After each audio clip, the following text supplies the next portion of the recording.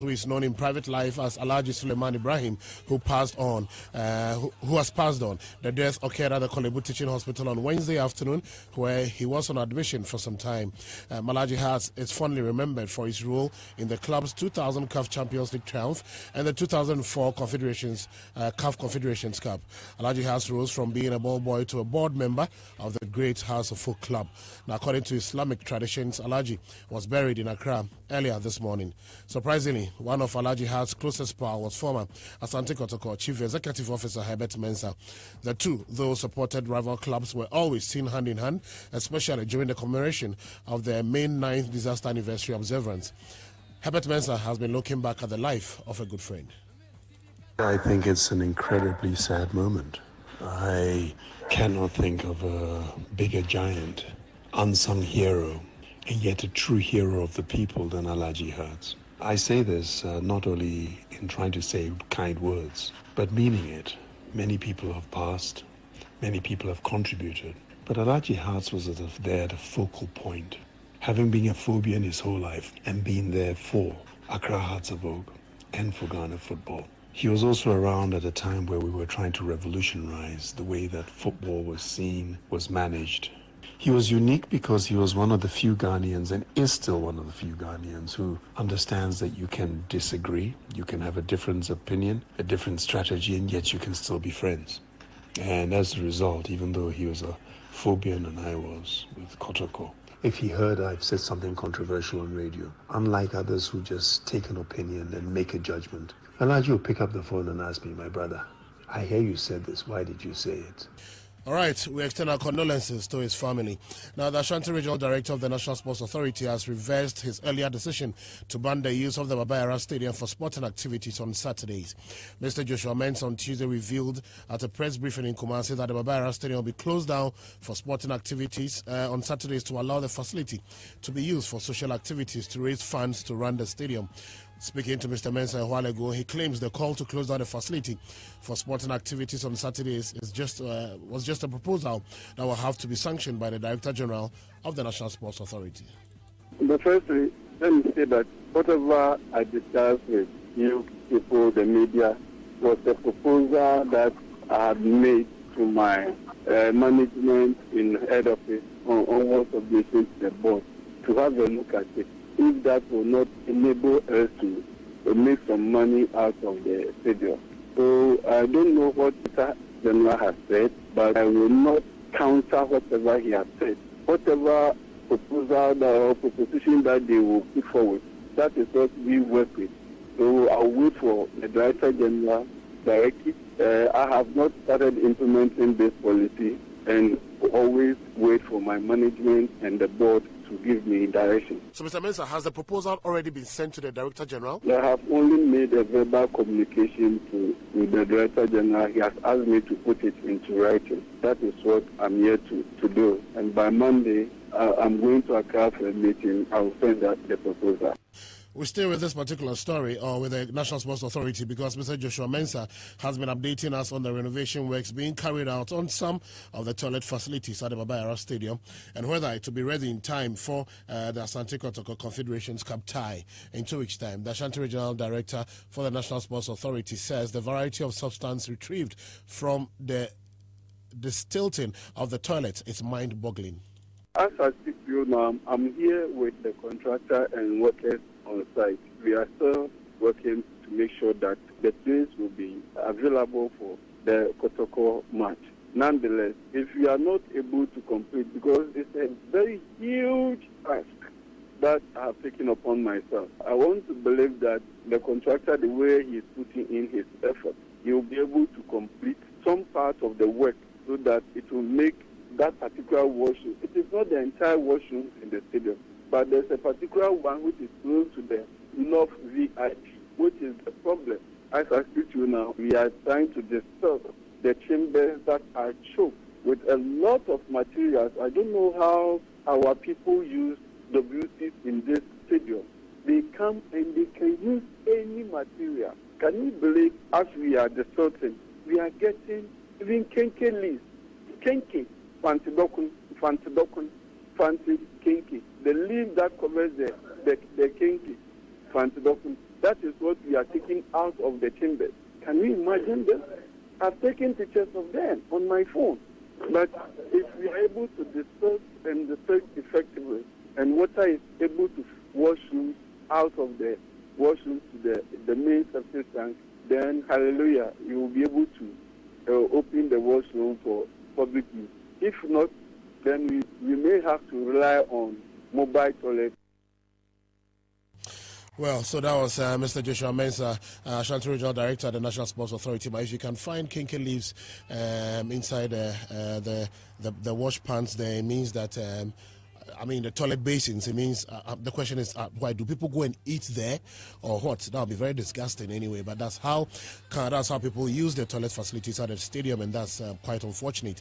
Now, elsewhere, Vice Chairman of the Professional League Board of Ghana, George Amakwa, has tasked all the elite clubs, division clubs in the country to emulate the professionalism exhibited by Dreams FC. Amakwa, who was overwhelmed by the manner in which the 2018 GA champions unveiled the official mascot for the upcoming season, pointed out that Ghana football will grow if all clubs can grow their brands like Dreams FC have been doing lately. I've been around with a number of clubs, including Kotoko, Ashgold, King Faisal. When I was in King Faisal, I thought I had done a lot, but I'm seeing too much today. I only take the advice of Honorable Ba Ajimai. I think that, especially in the Premier League, we need to do a lot more. We have a lot to do. But I'm just wondering why Kurt kept all this knowledge, all these ideas to himself. We've been on the same board for a couple of months. All these ideas are hidden in your pocket. But we need almost all the clubs in Ghana to start behaving the way you are doing. I won't speak much. We have to go to the drawing board and start acting. All right, so it's 8 minutes after 3 and it's still Sports Flash on your super station, Love 99.5 FM. Now, the Winter Olympics, the court has overturned live bans given to Russian athletes for the Winter Olympics 2018. A decision to overturn the Olympic live bans for 28 Russian athletes may have a serious impact on the future fight against doping, says the International Olympic Committee. The Court of Arbitration of Sport, that's CAS, overturned the IOC suspensions for doping at the 2014 Winter Olympics, partially upholding 11 other appeals. CAS said that in 28 cases evidence was insufficient to prove doping. The IOC said it will consider its own appeal to the Swiss Federal Tribunal. CAS said that of the 11 athletes whose appeals have been virtually upheld, evidence was sufficient to establish an anti-doping rule violation had taken place. Now back to football, and West Ham have suspended Director of Player Recruitment Tony Henry over claims he said the club will not sign any more African players. The Mail reported that Henry said African players cause mayhem when they are not in the team. In a statement, West Ham said they will not tolerate any type of discrimination and have therefore acted swiftly due to the serious nature of these claims. The Football Association says it will formally investigate the matter. Now let's do something more on the international front. We'll take a look at the transfer market, and former Arsenal and Match of the Day pundit Ian Wright says the money spent by clubs on players in this month's transfer window is almost vulgar. He, however, commended Arsene Wenger and his team for doing good business in the January transfer window. Climate, I think that if you can get somebody of his quality, which we know he's definitely got quality in respect to the goals he's scored for Dortmund. Aubameyang, yeah, 56 million to Arsenal. Yeah, is that good value?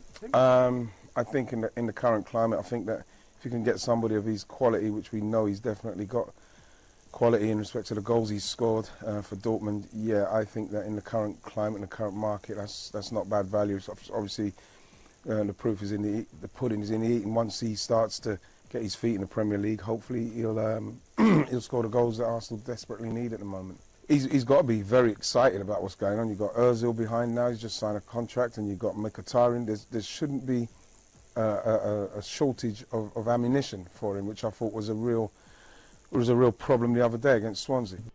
Now, Ian Wright also shared his thoughts on Olivier Giroud's move to fellow Londoners, Chelsea.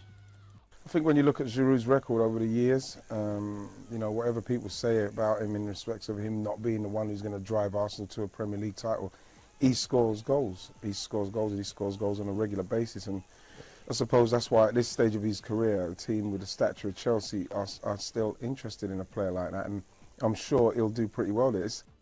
Now, meanwhile, Arsenal's new signing, Pierre-Emerick Aubameyang, has granted his first interview after his move from Germany to London. Yeah, finally, I'm really happy to be here, and of course, I can join Mickey in this team. So I'm really happy to be here in this great team. I think the club have such a big history, and they had the great players like Thierry Henry. So it's an example for us strikers. So yeah, I'm really happy. That's what I said before. What is it about Thierry that you loved so much? Yeah, because he was fast and he scored a lot of goals. So yeah, it's really an example. It sounds like you. Maybe. I think I have to work a lot to be like him, but I will do.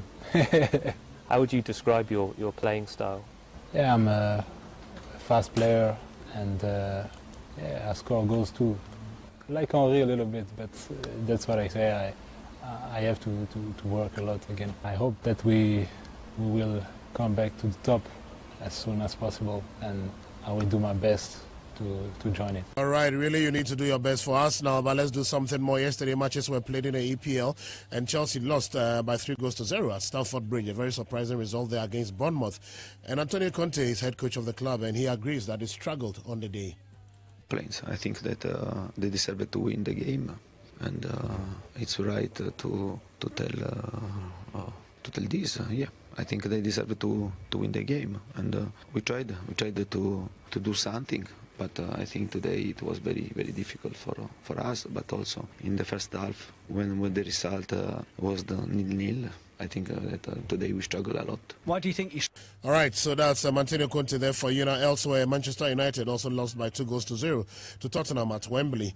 And Manchester United's manager, Jose Mourinho, says Christian Eriksen's goal after 11 seconds, just 11 seconds, totally broke his players' confidence.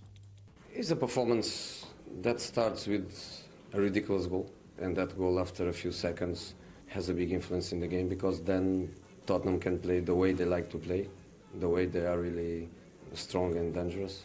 And I think the confidence of my players was totally broken with the second goal. In the end, we played against a very good team, but both goals, ridiculous goals.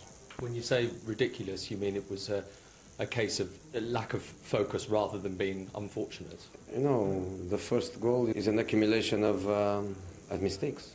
All right, now meanwhile, Tottenham boss Mauricio Pochettino says that his side were just fantastic on the day. No, I think we need to see us, and for us it was a fantastic result, and I think fantastic performance. Very pleased. The performance was great, and congratulate to the player because they deserve all the credit. I think it's fantastic. Yes, but so pleased. I am so pleased, so happy. We are in the race for the top 4. That is the most important. Keep going. We have ahead a lot of important game, and still a lot of game to play, and that is why we need to stay focused. All right, so that's Mauricio Pochettino there for you. It's 3:15, and we come to the end of the sports flash here for you this afternoon. DJ Rubin will continue with drive time, but let me say a big thank you to Tabia Herbal Capsules, to Prestige Capital Limited, as well as to Pacum, yes, for premature ejaculation. Later on Drive Talk here today, that's quite long anyway, but let's go through it and see. It says that I'm so beyond upset right now and crying my eyes out. My fiancé has been so mean to me for a couple of days. He's been like this for months now. Hey, I can't understand this. He's been mean to you a couple of days, and he's been like this for months now. Anyway, one day we are fine, and the next he wakes up and in some kind of mood and decides to blame me for having attitude. He hasn't said I look beautiful in a long while. While I ask him how I look, while until I ask him how I look, like ask him for a compliment. And whenever we have plans to settle, he gets moody just like he did yesterday. We had an appointment with a caterer, and before we left home, he got mad at me for no reason, so I apologized anyway and asked if we can just have a good day. He agreed. We kissed and said sorry. When we got to the when we got to the place, he got moody again. That's to the caterer. Hey, Masay, bring up something we fought about for a couple of days. That puts me in an extremely upset mood, and I tried to hold my tears before the caterer showed up. Every time we have to meet people for the wedding, he does this. I don't know what's going on, but I don't deserve this.